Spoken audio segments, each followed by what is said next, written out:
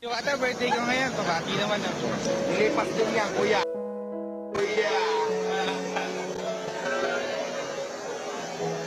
Sakit nun. Ako yung biglang nalungkot para sa batang to. Yung birthday mo pero nahiya ka sa sarili mo dahil pinaya ka ng taong iniidolo mo. Ano ba naman yung dalawang salitang bibigkasin mo para mapasaya naman tong batang ito? Happy at birthday lang naman yan. I just want to clarify na hindi ako nakikisawsaw. Pero ako yung nakonsensya sa ginawa ni Diwata sa batang to na dati ay idol ko. Disclaimer, hindi ako against sa pag-angat ni Diwata. Pero against ako kung paano niya tratuhin ang mga tao na naging parte ng kanyang tagumpay. Which is yung mga maliliit na tao at ordinaryong vlogger. At isa ako doon. Isa ako sa minsan sumuporta sa kanya na pahangat na pabilib. Pero ngayon maling-mali na.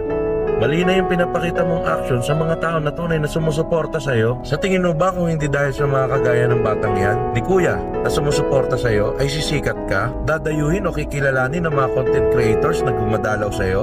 Maraming pares na kahit mahal ay kaya nilang bayaran.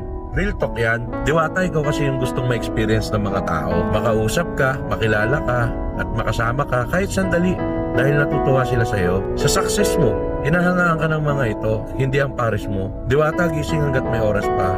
Bumawi ka sa mga tunay na nagmamahal sa'yo. At sa'yo naman kuya, kung sino ka man, hindi ako mayaman at hindi rin ako big shot. Pero may lechonan ako at espesyal na lechon ang niluluto ko para sa mga espesyal na tao. At espesyal na araw na kanilang pinagdiriwang. Bawi tayo. Huwag kang maniwala kay Diwata, nalilipas din yan. I-celebrate natin kahit late pa yan. Pag-lechon kita, kailangan ko lang malaman ang address para mapuntahan kita. Darating ang lechon na pagsasalo-saluhan ng iyong buong pamilya. Mga nakakakilala po kay kuya sa batang ito, maaari po bang i-comment nyo kanilang detalye? Share nyo na rin ang video ito para malaman at umabot sa kanya. Yung kasayahan na pinagkait ni Diwata, kami na ang gagawa. Iksi lang ang buhay.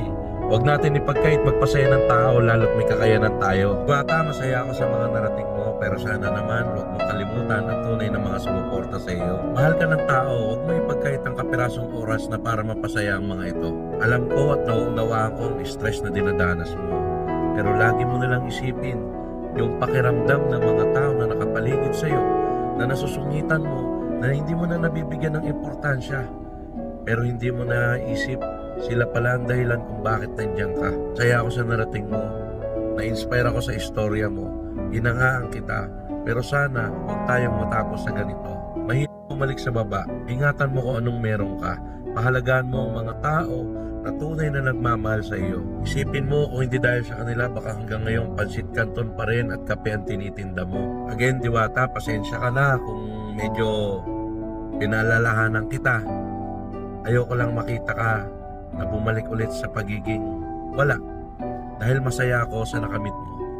Napakaraming mahirap na nag-aasam na sana ay maging isang katulad mo sila. Pero nandiyan ka na, pahalagahan mo ito at ingatan.